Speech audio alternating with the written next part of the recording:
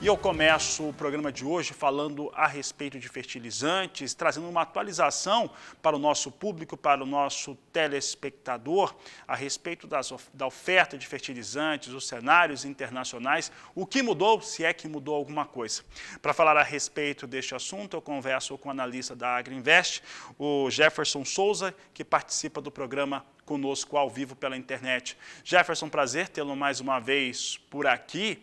E o que nós temos aí de mudança nessa oferta de fertilizantes foi ventilado, na verdade foi muito valorizado, inclusive, a entrada de algum volume de fertilizantes, principalmente vindo da Rússia no país, mas esses volumes são pequenos frente à demanda que existe no país, pelo menos quando a gente olha aqui na conta, né? Quando você coloca isso dentro de uma estabilidade econômica, você vê que é muito pouco. Como é que fica esse cenário de oferta agora? Jefferson, boa tarde, seja bem-vindo.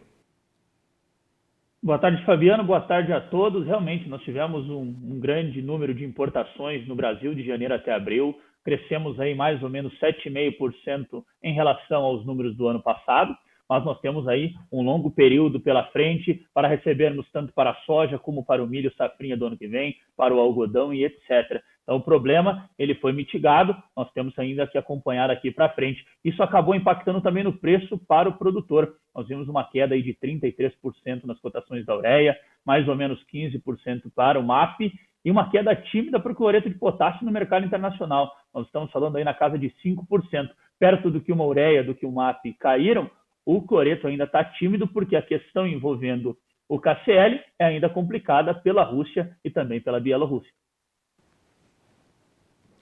Jefferson, em relação às expectativas de chegada de fertilizantes, tem um cenário no mercado que mostra o seguinte: até tem algum fertilizante disponível, mas a custo, né, há um valor de aquisição muito elevado.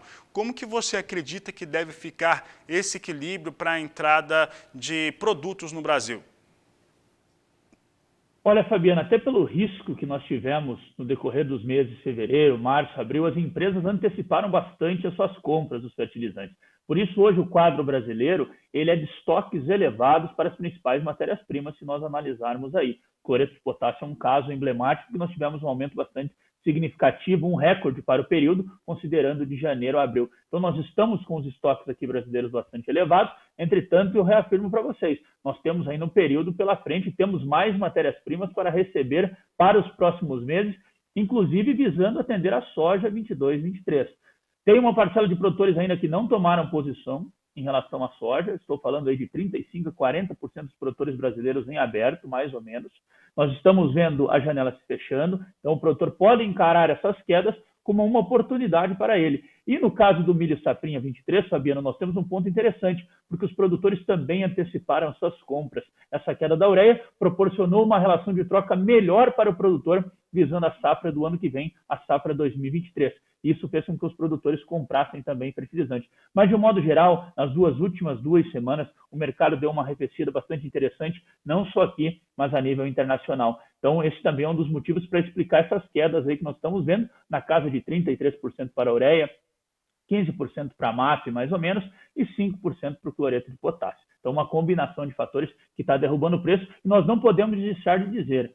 Um outro fator que contribui é a continuidade da Rússia nas exportações globais, não só para o Brasil, mas para outros países. Ela diminuiu a intensidade, mas ela continua exportando. Jefferson, em relação ao equilíbrio de mercado, dá para se hoje a gente tem uma expectativa, tem sido um ano de muito planejamento, né, e principalmente de buscar o melhor acerto possível.